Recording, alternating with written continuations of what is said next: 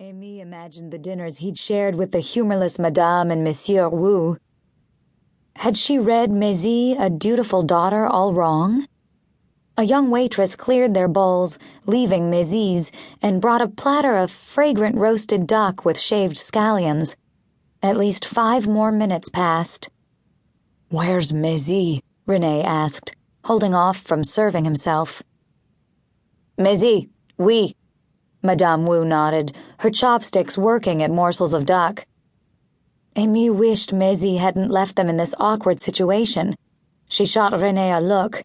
He flipped his phone open, hit Meizi's number on his speed dial.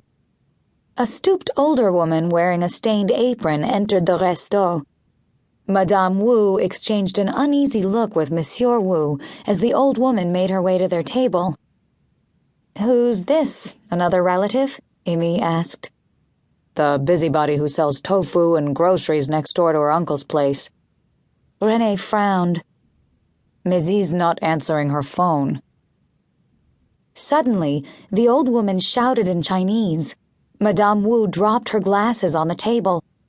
The old woman continued, bellowing, frantic. Loud murmurs and the clattering of chopsticks filled the resto. Surprised, Aime saw diners throw money on their tables, heard chairs screeching back in haste over the linoleum. As if it's some mysterious signal, people reached for their coats and fled in a mass exodus. Madame and Monsieur Wu stood in unison. Without a word, they left the table and were out the door of the resto without their coats. Not only rude, but unnerving.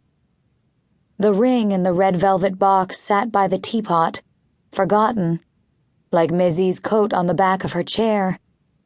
"But what's happening?" Rene said, bewilderment on his face. Aime rubbed her sleeve on the fogged-up window to see outside. A red glow reflected in the ice veining the cobble cracks. Firemen?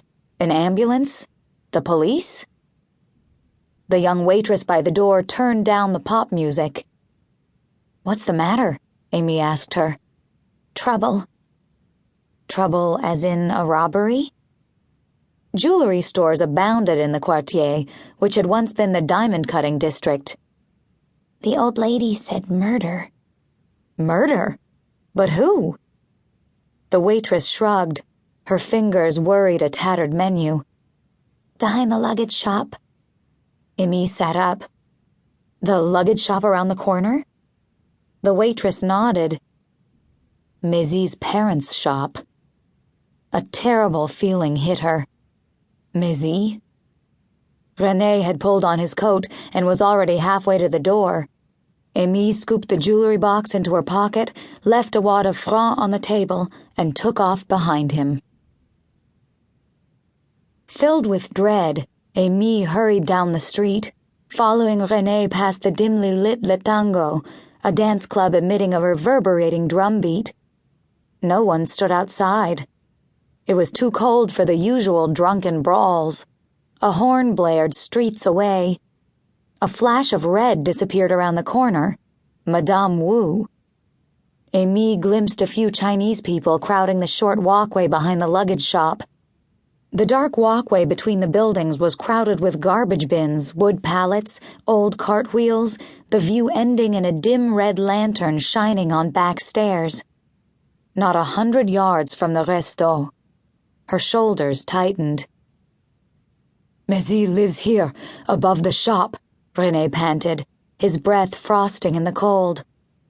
The windows he pointed to were dark. Where were the Wus? Aime fought a rising panic, picking her way through Chinese people of all ages, mumbling and scraping their feet on the ice. "Has someone been—" Aime's question was interrupted by a woman's piercing scream. People jostled her shoulder as they ran away, their footsteps thudding on the snow.